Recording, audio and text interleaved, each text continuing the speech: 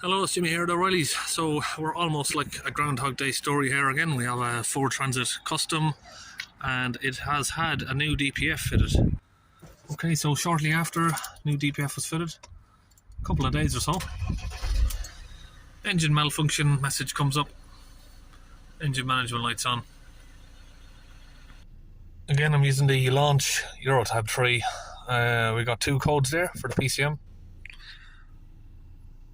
Exhaust temperature too low for the particle filter regeneration. Particle filter soot restriction. So what does that sound like to you? I'm sure you've probably seen some of my other videos. This is just another case of going around the block. Again, he's been to his mechanic loads of times. They've cleaned the DPF, then they put a new one on, he said. And the message is still coming back up within a couple of days. So, yeah, should we get it sorted out once and for all? Let's have a look at the data stream there. See the soot level again. 155%. DPF pressure 340 at idle. Sorry, get that to focus. Okay, I was told he had a new DPF. I'm not sure what's going on here. What's with the red paint and the shitty weld job? There's a bit of crappy welding on there. That looks to me like someone's cut it open to drill it out and they've welded it back up. But that doesn't explain why there's still pressure in there and why it's reading. Now, this is chucking me off a bit because I hope they haven't done any sort of remapping to the van, which is going to be confusing. And why is the customer telling me it's had a brand new DPF if it's not? Unless they've put a second-hand unit in. So it looks like they may have cut it off from here somewhere and then welded this unit back in. Okay, so it's booked in today anyway for a new vaporizer. So I think we'll go ahead and take that out anyway. But I can't seem to get hold of the customer at the minute. He's walked away. So I'm going to need to chat to him a little bit, but well, yeah, we'll get the vaporizer out. Okay, so we've simply removed the vaporizer there. Sarcasm is intended because they are not simple. Right, you can clearly see the state of that. Turn the torch on. So we've got it connected to the midi-vac, usual story. Tube goes to the fuel line there. And yeah, looks like we have a large amount of pressure. And that is blocked because usually they slowly come back down and this one isn't even moving. Now sometimes you can get away with repairing these, but if a customer's come from miles away, like this one has, he's come from, I can't even remember where, but he's driven an hours or two to get here. So I'm not going to risk trying to clean that. If he was local, I would. So what I've done is I've just ordered him a complete new replacement. So just match it up there with the old one, make sure they're the same length. Sometimes the newer ones can be shorter. Alright, so we'll get this new part fitted up. So the vaporizer goes up here. It's a bit difficult to get the camera unless I go around the other side there. Let me just try and reach it up. And there you go. Just up there. Just get your rod, stick it in the hole.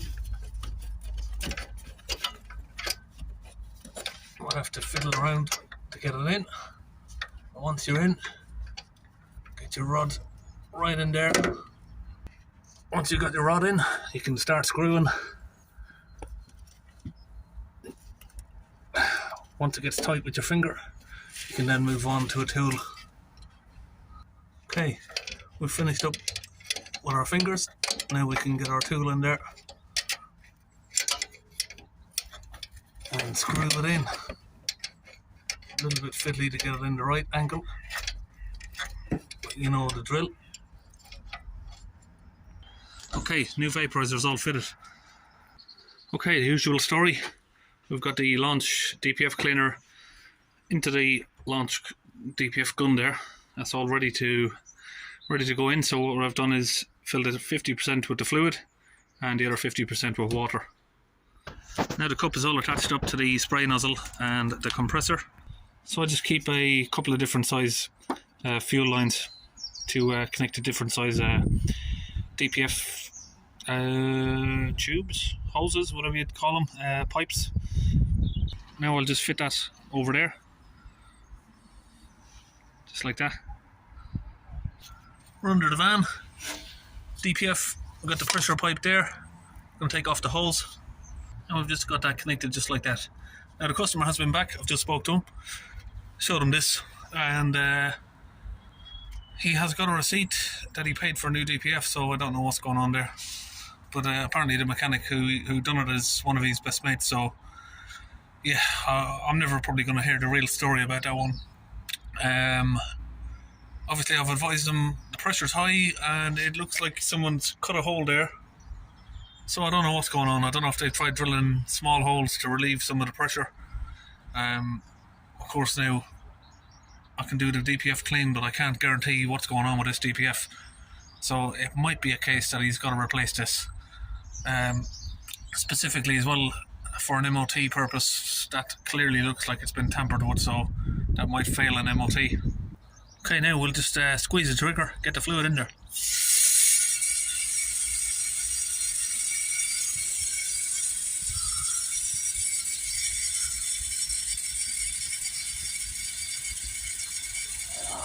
You see those welds, they're not airtight either, you got soot coming out.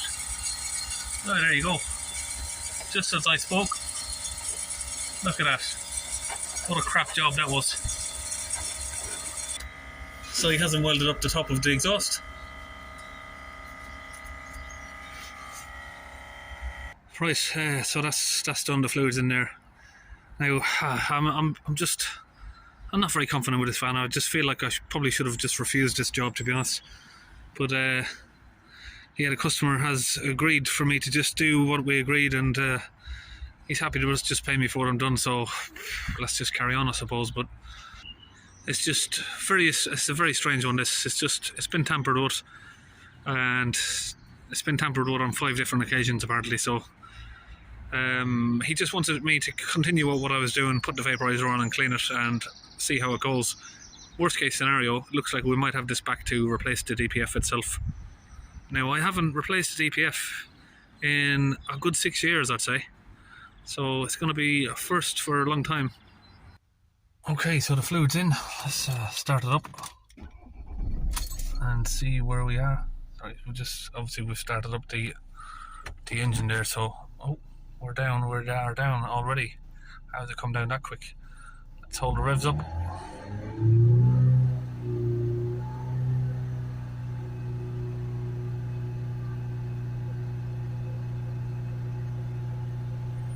Alright, let's get that on a chart like we normally do. See where we have the revs, right about there. It's moved a bit, 3000 RPM.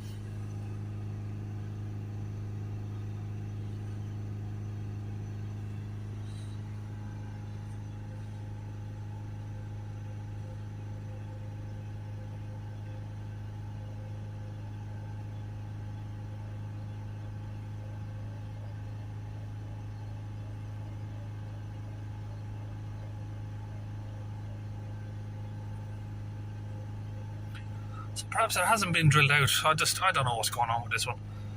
I don't understand why someone would cut the DPF open and not sort of drill it or anything. It's sort of...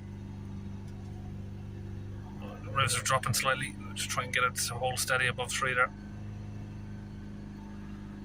So the pressure is about where you'd expect it to be. As long as it doesn't go too low. If that pressure drops, ridiculously low, like something like 10 or 20 on revs, then the DPF's definitely been gutted out. maybe he's cut it open to try and put some cleaning fluid in there. You never know. You never know what people. You never know what someone's done. But someone's obviously been budging. Yeah, I think maybe that sounds more logical. He's maybe cut a hole in it to try and put some cleaner in there. But if he has, he's done it at the wrong end. He's done it after the DPF. But clearly it's not been gutted out because we've got normal sort of pressure. Right, let's let go of the accelerator now and see what sort of readings we have.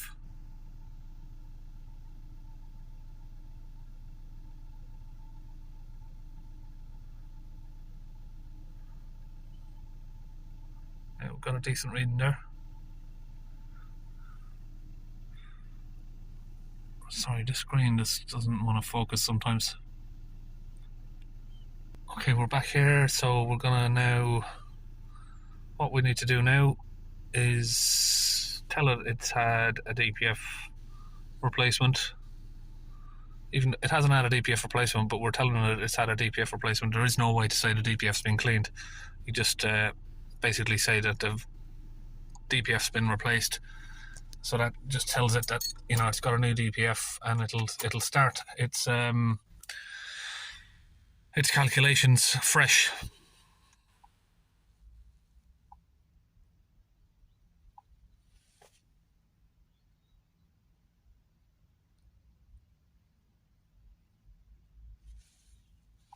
Done, and that's complete.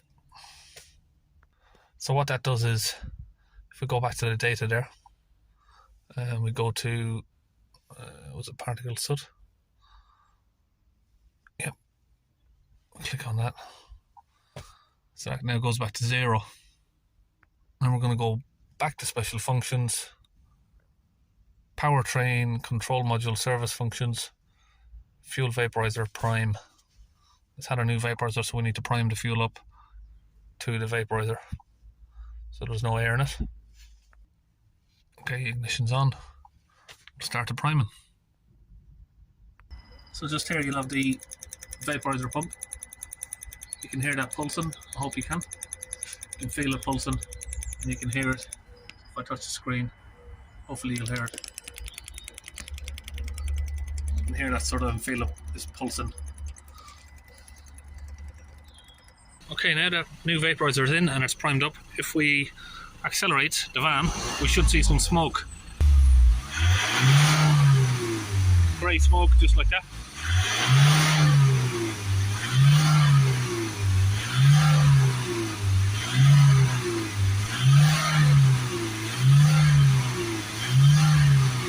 Now that smoke will clear away after a couple of minutes of acceleration. Okay, now we're back in the live data. We're going to go to the engine coolant temperature, exhaust temperature, and the catalyst temperature before the DPF. We'll press OK. Now we should see these temperatures in the right range. So I want to see the engine coolant going above 90 degrees, and we want to see these going above sort of 200 degrees.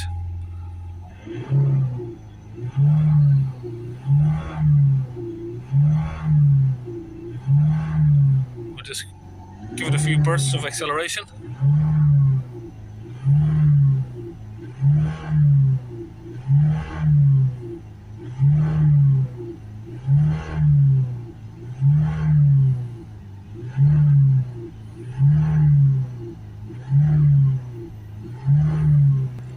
Okay, so that's all fine there. We can see it's going above 250. Okay, for some people's information, if you want to know if your DPF is running correctly, I don't really like doing regens. We've cleaned this fan out, but I'll just trigger one off just temporarily, and then I'll cancel it just to show you, basically. So if we go to do a regeneration, for instance, say you're going to do a regeneration on your DPF, static regeneration. So we'll go in here. Let's just look for the standard static regeneration. There you go.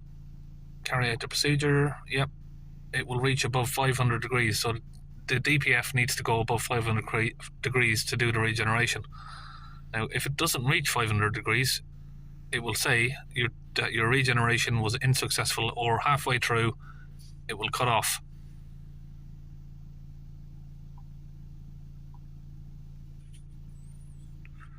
So you can see there that the range to start it off, your temperature needs to be between 80 to 100 degrees. You can press OK. Don't touch your accelerators or brake pedals. And remember, if you do a full static regen, you need to change your engine oil afterwards. I mean, ideally, if it was my van, if I was going to do a regeneration, I'd change the oil before, and then I'd change it again afterwards. Now, obviously, we've cancelled off this one, so it's saying unsuccessful, but that's the message that you get there if your regeneration hasn't been working properly. Okay, so we've cleared all the codes, just make sure that you not got any codes that have returned. And just go back to your live data, confirm all the data for the DPF is where it should be. Particle filter soot range and the differential pressure. That one.